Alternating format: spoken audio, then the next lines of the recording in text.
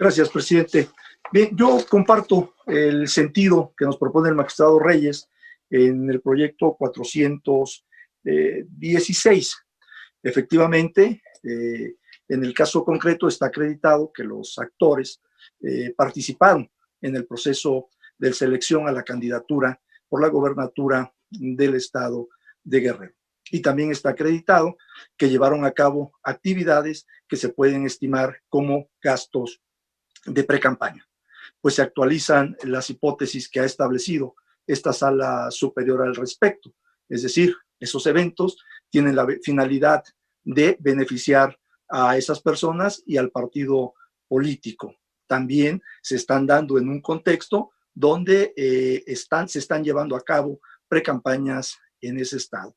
Y respecto también al contexto en el que se da, pues hay el periodo de precampaña. Por esa razón considero que tanto la calidad que se les da de precandidatos como que realizaron gastos de precampaña están acreditados en el expediente. Por otro lado, también comparto el que se haga ante la solicitud de inaplicación de la disposición que prevé la sanción de pérdida del registro o de pérdida del derecho a ser registrado, se haga una interpretación conforme en relación con la misma y en lugar de llegar a la inaplicación de esta, porque efectivamente estamos frente a dos supuestos muy importantes en el derecho electoral. Por un lado, la fiscalización, que tiene como finalidad, entre otras cosas, que los procesos electorales sean integrales. Es verdad que haya un control en los ingresos y en los gastos que llevan a cabo los partidos políticos y también los precandidatos o candidatos. Y por el otro lado, el derecho humano del ciudadano a ser votados. Entonces, cuando estamos frente a estos dos derechos que son fundamentales en materia electoral, me parece y comparto lo que nos proponen en el proyecto, de que en lugar de analizar o inaplicar la norma por considerar que se viola este derecho humano, la misma Constitución y la norma permiten que haya una interpretación conforme y que se establezca que la autoridad electoral administrativa debe analizar cada caso concreto y dependiendo de las circunstancias y de los hechos pueda determinar si la sanción que corresponda, pero no como una sanción única, sino que pueda atender a las demás sanciones que establece la LEGIPE para determinar cuál es la que procede al respecto. Sin embargo, lamentablemente difiero de dos puntos que se presentan en el proyecto y que tienen que ver con la garantía de audiencia. Uno de ellos está identificado en el proyecto como el 7.2.2.3, que se denominó la autoridad no omitió prevenir a Morena, que requiriera a las personas precandidatas las aclaraciones o rectificaciones que ordenó la Unidad Técnica de Fiscalización en el escrito de errores y omisiones. Y la otra, que se identifica con el 7.2.2.4 y que se denomina en el procedimiento de revisión, la autoridad no tenía la obligación de notificar directamente al precandidato el escrito de errores y omisiones. Digo que difiero de esto porque existe el acuerdo de la Comisión de Fiscalización 18-2020, en el que establece una serie de lineamientos y cómo debe actuar la Unidad Técnica de Fiscalización en estos supuestos cuando se está frente a la omisión de la rendición del informe de de ingresos y gastos de precampaña. Y en los puntos, en los acuerdos que se toman, por ejemplo, en el segundo, lo voy a leer porque es importante que se establezca literalmente qué fue lo que ahí se previó.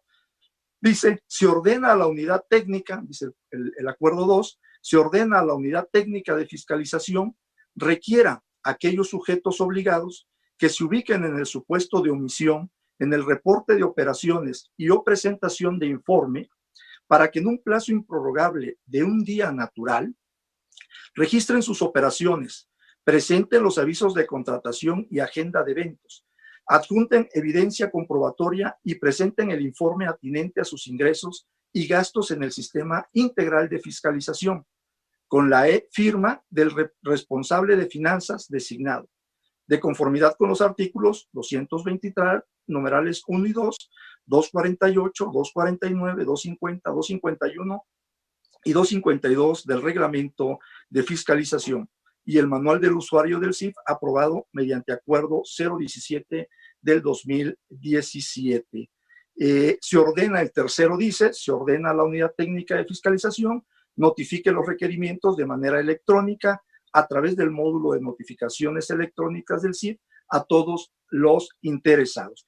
Si bien de este acuerdo se puede desprender que al ordenar que se lleve a cabo esta notificación a todos los interesados, lo tiene que hacer de manera electrónica.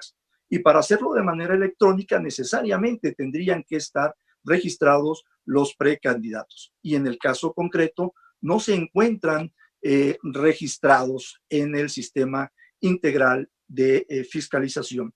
Sin embargo, hay antecedentes en el asunto del cual también se dio cuenta, que es el RAP 74 y acumulados, y en el que acabamos de resolver también en el 411, JS 411, que aun cuando la unidad técnica de fiscalización, en términos de este acuerdo, podría hacer la notificación solamente de manera electrónica, resulta que en otros casos lo hizo de otra forma, ¿sí? Envió las comunicaciones a los candidatos. En el caso del candidato de Michoacán, le notificaron el 5 de marzo de manera personal y no de forma electrónica. Luego, entonces, este comportamiento procesal de la unidad técnica de fiscalización indica que no había la imposibilidad para realizar la notificación respecto de la omisión del informe y respecto de los hallazgos de gastos de campaña que había encontrado la unidad técnica de fiscalización en relación con los precandidatos de este asunto del 416 y acumulados. Y por esa razón considero que sí debieron haberles hecho en el procedimiento de revisión de dicho informe, les debieron haber comunicado la omisión en que habían incurrido de no presentar este informe. Sobre todo porque la ley a quien obliga a presentar los informes ante el Instituto Nacional Electoral en el sistema integral de fiscalización es al partido político. Y también porque la sanción más grave pues no es al partido político, sino que es al ciudadano que va a perder el registro o que se va a quedar sin poder ser registrado. Por esa razón considero que sí debió habérsele hecho este requerimiento. Un requerimiento que inclusive el propio acuerdo en el punto 42 establece con precisión cómo debe desarrollarse. Y uno de los aspectos es, se le tiene que decir absolutamente todas las faltas en que incurrió, pero además se le tiene que señalar que de no contestar ese requerimiento, ¿cuál es la sanción? Y la sanción se le tiene que decir expresamente que es la pérdida del registro. Por esa razón considero que sí es, este requerimiento sí es dentro del procedimiento de verificación de dicho informe una formalidad esencial del mismo y que en términos de este acuerdo que fue emitido por la Comisión de Fiscalización están obligados a realizarlos. Por esa razón es que me apartaría yo de las consideraciones que se hacen en el proyecto en el sentido de que no había la obligación de la unidad técnica de fiscalización de notificarles a los candidatos porque no estaban registrados en el sistema integral de fiscalización. Sobre todo por lo que acabo de mencionar, porque la propia unidad técnica de fiscalización tuvo una conducta distinta respecto de otros precandidatos a quienes sí les hizo una notificación personal y no necesariamente de manera electrónica. Pero además considero que es una formalidad esencial, sobre todo por las consecuencias que debe tener.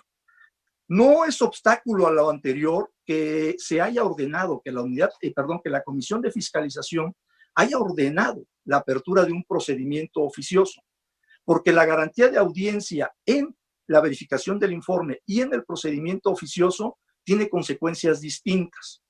La garantía de audiencia en la verificación de los informes da la oportunidad de que el precandidato corrija y que si rinde su informe en el plazo que se le dieron para cumplirlo, se le tenga por extemporáneo. Es decir, ya no existiría la omisión. Ese solo dato hace precisamente que esa actuación de la Unidad Técnica de Fiscalización sea importante. Es muy diferente en el procedimiento oficioso. ¿Por qué? Porque en el procedimiento oficioso ya hay una imputación y solamente va a defenderse de esas imputaciones. Y ahí no va a poder presentar informe. Si lo presenta ya no se le va a tener por extemporáneo porque esa no es la finalidad del procedimiento oficioso. Por estas razones considero que sí era importante o que sí tienen razón los actores. Debieron haberles requerido con esas omisiones. Por esa razón, en el caso de la violación a la garantía de audiencia, porque no se les hizo dicho requerimiento en el procedimiento de verificación, considero que debería de ser fundado el agravio.